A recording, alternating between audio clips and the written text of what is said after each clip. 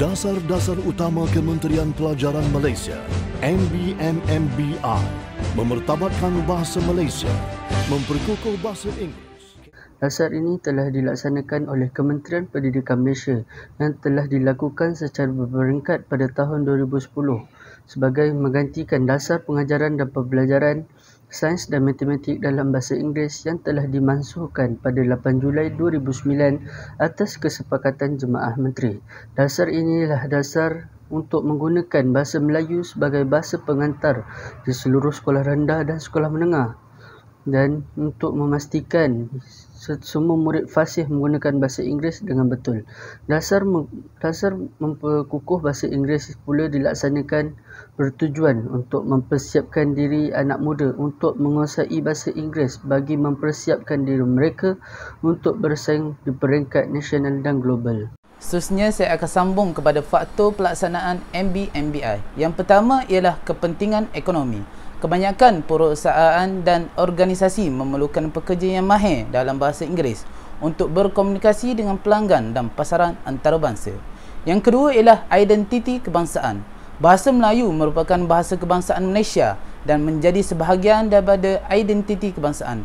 Oleh itu, ia terus digunakan dalam kehidupan seharian dan sebagai alat penghubung antara rakyat Malaysia dan pelbagai bangsa dan etnik. Faktor yang ketiga ialah faktor pendidikan. Pelaksanaan dasar MBMBI juga memainkan peranan penting dalam sektor pendidikan.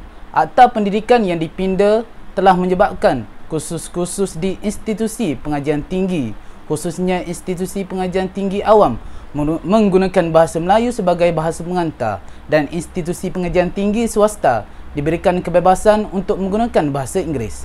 Faktor yang keempat ialah keperluan global. Bahasa Inggeris merupakan bahasa global yang digunakan dalam pelbagai bidang termasuk dalam teknologi maklumat, sains dan perubatan. Oleh itu, MBMBI membantu pelajar untuk menguasai kedua bahasa ini dengan baik sehingga mereka dapat bersaing dalam pasar tenaga kerja global.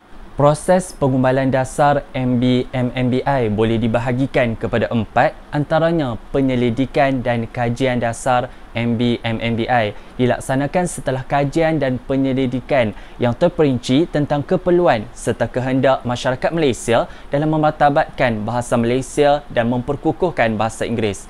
Proses kajian ini dilakukan oleh pakar bahasa, akademik dan ahli-ahli pendidikan.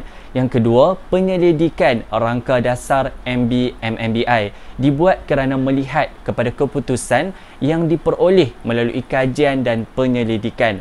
Rangka dasar ini menjadi rujukan dalam pembentukan dasar ini. Yang ketiga, perundingan dengan pihak berkepentingan. Mendapatkan pendapat dan sokongan daripada semua pihak merupakan tujuan perundingan ini dilaksanakan. Apabila rundingan ini mendapat persetujuan daripada pihak berkepentingan, dasar MBMMBI dilaksanakan secara berperingkat di seluruh institusi pendidikan di Malaysia. Yang terakhir, pemantauan dan penilaian. Kerajaan Malaysia melaksanakan pemantauan dan penilaian kepada implikasi dan keberkesanan dasar ini setiap tahun. Pemantauan ini dilaksanakan untuk melihat sejauh mana dasar ini berjaya mencapai objektifnya. Analisis masalah dasar. Jadi setiap dasar yang hendak dilaksanakan sudah semestinya bertujuan untuk menyelesaikan suatu permasalahan yang timbul. Sama juga seperti dasar MBMMBI. Dasar yang memartabatkan bahasa Melayu juga penting untuk menganalisis masalah dasar sosial. Sebagai contoh, apabila sesebuah daerah atau tempat itu mengalami masalah dasar sosial seperti masalah kemiskinan, orang yang mempunyai kuasa seperti YB Dun, kawasan tersebut perlu menggunakan bahasa Melayu sebagai bahasa utama untuk berkomunikasi dengan penduduk di kawasan tersebut.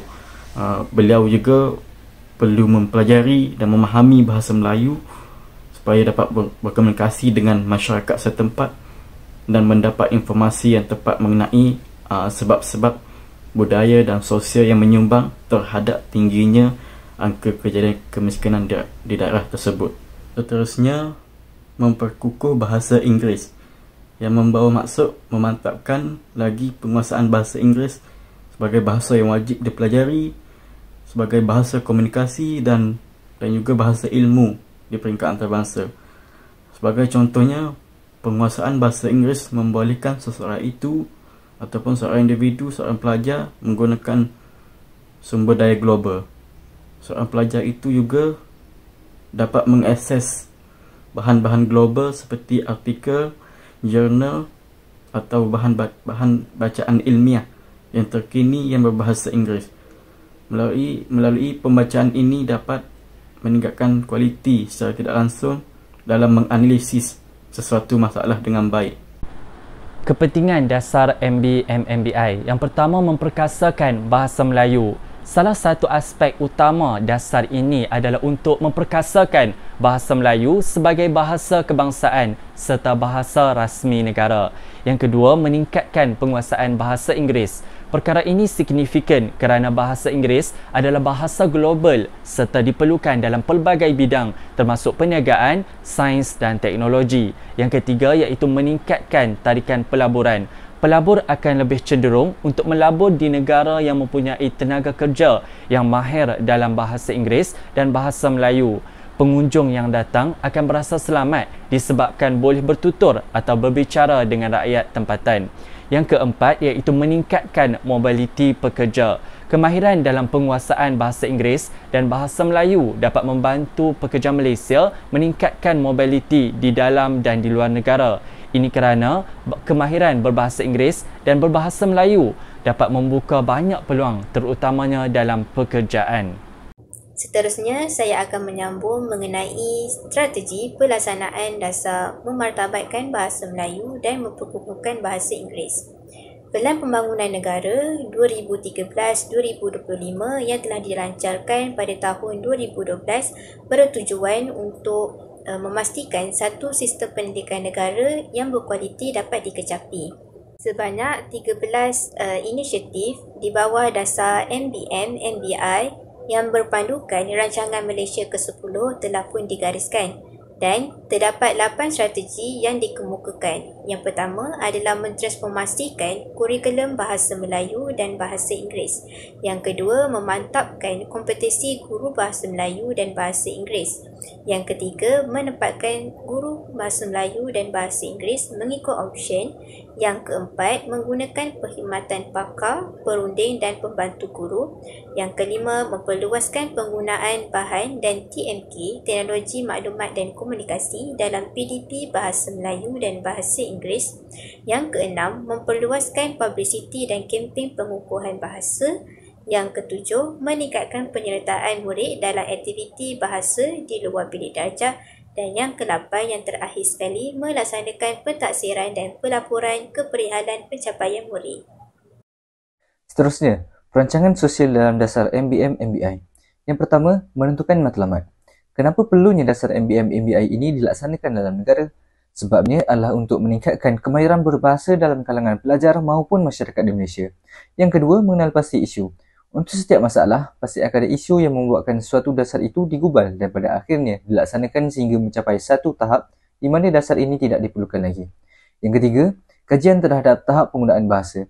Satu kajian dilakukan dalam beberapa sektor seperti pendidikan dan media massa untuk melihat sejauh mana kemahiran penggunaan bahasa Melayu dan bahasa Inggeris. Yang keempat, menyusun strategi.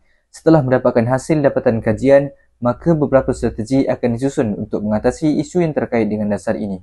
Yang kelima, pelaksanaan strategi. Pelaksanaan strategi ini telah mengambil kira semua aspek dan sektor dalam masyarakat. Antara contohnya adalah mengadakan kolaborasi dengan pertubuhan profesional bagi berkongsi pengetahuan serta pengalaman kepada guru bahasa. Dan yang terakhir adalah penilaian. Penilaian yang berterusan menjadi satu langkah yang penting bagi melihat perjalanan dasar ini sama ada perlu diperbaiki ataupun dimansuhkan. Secara kesimpulan, penguasaan bahasa Melayu dan bahasa Inggeris dapat membangunkan murid yang mempunyai jati diri kukuh dan berkemahiran tinggi. Murid akan dilengkapi dengan pelbagai kemahiran, komunikasi berkesan dan kebolehan menggunakan bahasa dengan baik. Melalui dasar ini diharapkan semua pelajar Malaysia mempunyai kemahiran menggunakan bahasa yang holistik termasuk kemahiran bertulis, lisan, dengar dan membaca kerana ia akan memberi faedah dan memberikan jangka masa yang panjang akan datang termasuk dalam pendidikan pekerjaan. Namun begitu, pelaksanaan dasar MBI ini juga mempunyai halangan dan kritikan, antaranya sumber dan latihan guru, kecekapan pengajaran dan pembelajaran serta kesamaran pelaksanaan. Perlulah diberi tumpuan untuk memastikan kejayaan penuh dasar ini dilakukan. Secara keseluruhan, dasar ini adalah satu langkah penting dalam memperkukuhkan bahasa kebangsaan dan mempersiapkan pelajar Malaysia untuk menghadapi dunia global yang semakin kompleks. Dengan kesinambungan pelaksanaan dan pemantauan yang berterusan, diharapkan dasar ini dapat memberikan faedah jangka masa yang panjang buat generasi yang akan datang. Sekian, terima kasih.